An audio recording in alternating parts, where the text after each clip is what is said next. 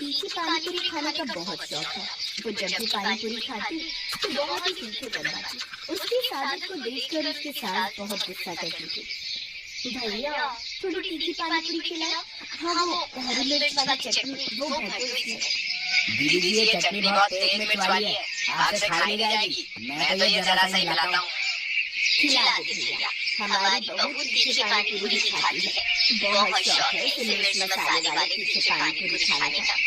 हाँ अब ढेर बढ़िया तीखा पानी। अब ऐसे रोजाना जब भी गली में पानी पूरी बेचने के लिए आओ तो मेरे लिए अलग से तीखे बनाना, ठीक है भैया? हाँ दीदी जी जरूर, अब से मैं याद रखूंगा। धीरे धीरे ये बात सबको पता चल रही है कि सौम्या को सचमुच हद से भी ज्यादा तीखे पानी पूरी खाने का शौक है। एक दिन सौम्या एक फंक्शन में गई। वहाँ पर एक पानी पूरी वाले भैया सबको अपनी पानी पूरी खिला रहे थे, पर किसी को भी पानी पूरी का स्वाद नहीं आ रहा था।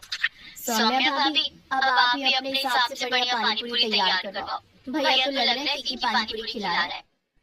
अरे रहने दो शेफाली, अगर सौम्या ने पानी बनवाया ना तो तुम सब एक भी पानी पूरी नहीं खा पाओगी। सौम्या बहुत तीखी पानी पूरी खाती है और ये अपने हिसाब से ही पानी तैयार करवाएगी। फिर तुम्हारे साथ साथ आए हुए सभी मेहमान पानी पूरी खाने से रह जाएंगे।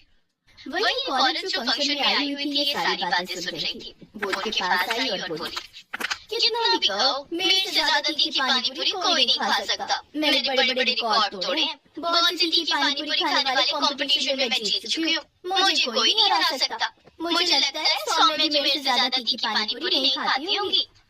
हाँ भाभी, स्वीटी आंटी सचमुच बहुत तीखी पानी पूरी खाती हैं। इन्होंने तो बहुत सारी प्रतियोगिताएं भी जीती हैं, जिनमें तीखी पानी पूरी खाकर इन्होंने बहुत से नाम जीते हैं। अच्छा, आपसे मिलकर बहुत खुशी हुई। पर आप मुझसे कंपटीशन करने से पहले ये बात कैसे कह सकती हैं? अभी तक मेरा और आपका कोई कंपटीशन ही नहीं हुआ है। तो कर लेते हैं कंपटीशन।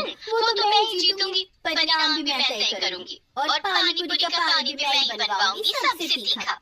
ठीक है, आप बढ़िए, मुझे आपकी शर्त मंजूर है। अगले हफ्ते सोमवार के दिन हम कंपटीशन रख लेते हैं और जीतने वाले को सबसे महंगा वाला स्मार्टफोन गिफ्ट होगा। वैसे भी मैं लेटेस्ट स्मार्टफोन लेने वाली थी। सोच रही हूँ इनाम में मिल जाएगा तो मेरे पैसे बच जाएंगे। ठीक है आंटी जी, अब प्रतियोगिता में मिलते हैं। सौम्या स्वीटी आंटी से प्रतियोगिता के लिए हाँ कहकर घर आ जाती है, पर उसकी सास उस पर गुस्सा करने लगती है। बहू, अगर तुम प्रतियोगिता में हार गई तो तुम जानती हो तुम्हारा फालतू का नुकसान हो जाएगा। इतना महंगा स्मार्टफोन उसे मुफ्त में दे दूंगी। तभी तो मैंने इस प्रतियोगिता के लिए हाँ की है। मेरा भी मन है कि मैं एक बढ़िया नया फोन लूं। अब मैं तुमसे कब से कह रही थी कि मुझे स्मार्टफोन दिलवा दो, तुमने तो दिलवाया नहीं। मैंने सोचा मैं खुद ही ले लेती हूँ, और अब जब सामने से ऑफर आ रहा हो तो भला मैं मना कैसे करती। और माँ जी, क्या आपको अपनी बहू पर विश्वास नहीं है? आपको पता है ना मैं कितनी तीखी पानी पूरी खाती हूँ। ये प्रतियोगिता तो मैं ही जीतूंगी, बस आप मुझे अपना आशीर्वाद दो। सौम्या प्रतियोगिता के लिए तैयार थी। वो अपनी सास और पति नीरज के साथ सोमवार के दिन एक रेस्टोरेंट में पहुंचती है। वहीं स्वीटी भी अपनी कुछ सहेलियों के साथ वहां पहुंच चुकी थी। स्वीटी और सौम्या तीखे पानी पूरी खाने की प्रतियोगिता शुरू करती है। स्वीटी को लग रहा था कि उसने पानी इतना ज्यादा तीखा बनाया है कि सौम्या एक भी पानी पूरी नहीं खा पाएगी। पर ये क्या, सौम्या तो झटपट सारी पानी पूरी खाती जा रही थी। आपको नहीं पता कि आज आपने किससे पंगा ले लिया। ये मेरी बहू है, सबसे ज्यादा तीखे पानी पूरी खाने वाली बहू। मेरी बहू का इनाम तैयार रखना। स्वीटी ने अपने हिसाब से पानी बनाया था, हद से ज्यादा तेज और तीखा मसाला। कुछ ही देर में स्वीटी की तो आंख और कान से धुआं निकलने लगा। पर ये क्या, सौम्या तो पानी पूरी खाना रोक ही नहीं रही थी और आखिरकार सौम्या तीखे पानी पूरी खाने की प्रतियोगिता को जीत जाती है। मजा आ गया, इतनी चटपटे तीखे पानी पूरी थे ना। कमाल का पानी बनाया था आपने स्वीटी आंटी। वैसे तो मेरा लेटेस्ट फोन जो इनाम में मुझे मिलने वाला है, उससे आप मुझे पैसे ट्रांसफर करेंगी या खुद खरीद कर देंगी? तुम पसंद कर लेना, मैं पैसे दे दूंगी। Okay, no problem. नीरज में सोच रही थी आप ऑनलाइन बोल रहे थे ना वो लेटेस्ट आईफोन, हम वही ले लेते हैं। आंटी जी मुझे अकाउंट में पैसे दे देंगी। सौम्या की बात सुनकर उसकी सास और पति दोनों उसके साथ हंसते थे। उस समय स्वीटी आंटी का मुंह सचमुच देखने वाला था। दिल्ली में रहती थी। उसके पापा चाट का ठेला लगाते थे। सुमन भी इस काम में अपने पापा का साथ देती थी। पापा ये लो, सारे गोलगप्पे भी तैयार हो गए और पानी भी बना दिया। बस मीठी चटनी आप बना लो, मैंने हरी चटनी बना दी है। सुमन बेटिया, सारा काम तो तूने ही कर दिया। तू तो मेरी आदत खराब कर रही है बेटी। कुछ दिनों में तू ससुराल चली जाएगी तो तेरे बिना काम में बिल्कुल मन नहीं लगेगा। तेरे बहुत कमी खेलेगी बिटिया। बस रोती है। सुमन, अब तू ही अपने पापा को संभाल। थोड़ी थोड़ी देर में मन भारी कर लेते हैं। पापा, मैं आपको छोड़कर कहीं नहीं जाऊंगी। मुझे ये शादी नहीं करनी। मैं भी आपके और माँ के बिना नहीं रह पाऊंगी पापा। नहीं बिटिया, ऐसे नहीं कहते। बेटियों को अपने ससुराल जाना ही होता है। केशव बहुत अच्छा लड़का है, तो ससुराल में बहुत खुश रहेगी।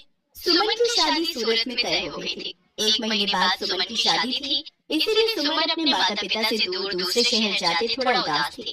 सुमन बड़ी थी और एक छोटा भाई था जो अभी पढ़ रहा था। धीरे धीरे 1 महीना बीत गया और सुमन की शादी का दिन आ गया। सुमन के माता पिता उसे राजी खुशी डोली में विदा करते हैं। शादी के बाद सुमन दिल्ली से सूरत अपने ससुराल आ जाती है। सुमन का पति केशव एक गैराज में गाड़ियों की मरम्मत करता था। सुमन समझदार थी, उसने आते ही पूरे घर को संभाल लिया। बस बहू, मैं और रोटी नहीं लूंगी, केशव को दे दे। बस एक ही रोटी देना, पेट में बिल्कुल भी जगह नहीं है। इतना स्वादिष्ट खाना बनाया है बहू कि मैं एक रोटी भूख से बढ़कर खा गई। कहा माँ जी, 2 निवाले की 1 रोटी होती है मेरी छोटी छोटी। अब मैं आ गई हूँ ना, तो रोजाना आपको ऐसे ही गरम गरम मेरे हाथ का बना भोजन खाना होगा। कोई बहाना नहीं चलेगा। हमारे तो भाग्य खुल गए बहू, जो तुम हमारे घर में बहू बनकर आई। जीती रहो। सुनिए, मैंने आपका टिफिन पैक कर दिया है, ये लीजिए। बस मैं 2 मिनट में आई। ठीक है, मैं बाहर तब तक मोटरसाइकिल निकालता हूँ। माँ जी, और क्या क्या राशन लाना है? बस यही बहू जो लिखवाया है, बाकी तुम अपने लिए जो चाहो खरीद लेना। ठीक है, मैं थोड़ी देर में लौटती हूँ। सुमन केशव के साथ मोटरसाइकिल पर बाजार चले जाती है। सुमन कहो तो गैराज बाद में चला जाऊंगा। तुम अकेले घर सामान लेकर कैसे जाओगे? अरे आप चिंता मत करो, मैं ऑटो ले लूंगी। केशव सुमन को बाजार में छोड़कर गैराज जाने लगता है।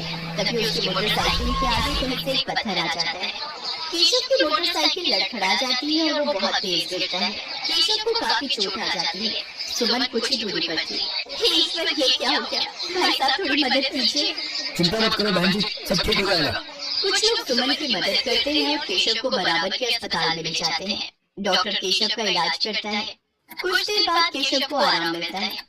ज्यादा गंभीर चोटें तो नहीं थी, पर केशव के पैर की हड्डी टूट गई थी। 2 दिन बाद केशव को छुट्टी मिलती है। माँ, मैं ठीक हूँ, बस पैर की हड्डी में ही तो फ्रैक्चर है। कुछ महीनों में मैं ठीक हो जाऊंगा, चिंता मत करो। अरे माँ हो ना बेटा, तू नहीं जानता, जरा सी खरोच भी बच्चे को आ जाए तो माँ का कलेजा निकल जाता है। और फिर तेरे तो इतनी चोट आ गई है। अब तो कुछ दिन के लिए गैराज में नहीं जा सकता। जाना भी नहीं है, डॉक्टर ने अभी 6 महीने रेस्ट के लिए बोला है। आप चिंता मत करो, पैसों की कोई तंगी नहीं आएगी। मैं कोई काम शुरू कर देती हूँ ताकि घर में थोड़े पैसे आते रहें। तभी सुमन के माता पिता भी दिल्ली से आ जाते हैं। सुमन ने उन्हें फोन पर केशव के एक्सीडेंट की बात बताई थी, जिसे सुनकर वो रह नहीं सके। दामाद जी, काम की कोई चिंता मत करो। सुमन ने मेरे से चाट बनाना बहुत अच्छे से सीखा हुआ है। सुमन बेटिया, तो यहाँ सूरत में दिल्ली वाले गोलगप्पे शुरू कर, वो तो बहुत अच्छे बनाती है। कुछ दिन मैं यहाँ रुक जाता हूँ, जब काम सेट हो जाएगा तब मैं वापस चला जाऊंगा। हाँ पापा, ये ठीक रहेगा। दिल्ली वाले गोलगप्पे यहाँ बहुत अच्छे चलेंगे। हमारे इधर आसपास किसी ने भी दिल्ली वाले गोलगप्पे का काम नहीं शुरू किया हुआ। केशव बेटा, आप सारी चिंता छोड़ दो। पापा और मैं कुछ दिन अब यहीं रहेंगे। शुक्रिया माँ, शुक्रिया पापा, आपने मुझे बहुत हिम्मत दी है। ऐसी बहू और ऐसे समधी सचमुच बहुत नसीब वालों को मिलते हैं। सुमन की सास की आंखों में आंसू आ जाते हैं। केशव को भी अपने सास ससुर के आने के बाद बहुत हिम्मत मिल गई थी। सुमन अपने पापा के साथ सूरत में गोलगप्पे का ठेला शुरू करती है, जिसके ऊपर लिखा था दिल्ली वाले गोलगप्पे। गोलगप्पे के दीवाने तो बहुत लोग हैं और सूरत में तो पानी पूरी के सभी दीवाने हैं। ये देखकर सुमन और उसके पापा ने गोलगप्पे का स्टॉल लगा दिया। उनके बने गोलगप्पे बहुत पसंद किए जाने लगे। सुमन बेटिया, मुझे पता है अब तुम काम अकेले संभाल लोगी, अब हमें चलना चाहिए। सूरज भी अपनी बुआ के घर बहुत दिन से रुका हुआ है। वो उन पर बोल रहा था कि हमारे बिना उदास हो रहा है। हाँ पापा, सूरज बहुत दिन अकेला रुक गया और आपको दिल्ली का भी तो काम संभालना है। वो भी बहुत दिनों से बंद पड़ा है। अब तो मैं सब कुछ संभालूंगी, आप मेरी चिंता मत करो। सुमन के माता पिता वापस दिल्ली लौट जाते हैं। उन्हें आए हुए भी बहुत समय हो गया था। अब सुमन अकेली रोजाना गोलगप्पे का ठेला लगाने लगी। वो रोजाना सुबह उठकर गोलगप्पे और बाकी का सामान तैयार करती और बाजार निकलती। कुछ भी कहो सुमन दीदी, आपके गोलगप्पे का जवाब नहीं है। हम सारी सहेलियां रोजाना शाम को स्टेशनरी मार्केट आपके गोलगप्पे खाने के लिए आती हैं। हाँ सुमन दीदी, ये तो सच है, बहुत टेस्टी गोलगप्पे होते हैं आपके, साथ में खट्टा मीठा पानी, बहुत बढ़िया बनाती हो आप।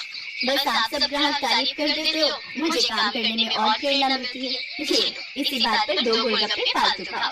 सुमन रोजाना ऐसे ही शाम के समय बाजार में ठेला लगाती थी। धीरे धीरे सुमन के गोलगप्पे पूरी सूरत में फेमस होने लगे। अब तो उसे शादियों और पार्टी के भी ऑर्डर मिलने लगे। इस काम में सुमन की सास भी उसकी मदद करती थी। कहीं भी शादियों और पार्टी के ऑर्डर मिलते तो सुमन अपनी सास के साथ जाती और वहाँ पर अपना स्टॉल लगाती। स्टॉल पर दिल्ली वाले गोलगप्पे लिखा देखकर लोगों की भीड़ सबसे पहले वहीं पर टूटती थी। बहुत अच्छे पैसे कमा लिए सुमन ने। फिर एक दिन सुमन केशव और अपनी सास से बोली, सुनो, अब तो तुम्हारी तबीयत में थोड़ा सुधार हो गया है। मैं सोच रही हूँ तुम गैरेज का काम छोड़ दो, हम गोलगप्पे की एक दुकान खोल लेते हैं। अब तो हमारे पास अच्छे पैसे इकट्ठे हो गए, हम कुछ कारीगर भी रख लेंगे। सुमन, तुमने तो मेरी पूरी जिंदगी बदल दी। कहते हैं एक आदमी की सफलता में एक औरत का हाथ होता है, और तुमने तो मेरा बहुत साथ दिया है। तुम जैसा चाहती हो हम वैसा ही करेंगे। जीते रहो मेरे बच्चों। सुमन की मेहनत से सब कुछ अच्छा होने लगा। केशव और सुमन बाजार में किराए पर एक दुकान ले लेते हैं, जहाँ पर वो अपने साथ साथ कुछ कारीगर भी रखते हैं जो इस काम में उनकी मदद करते थे।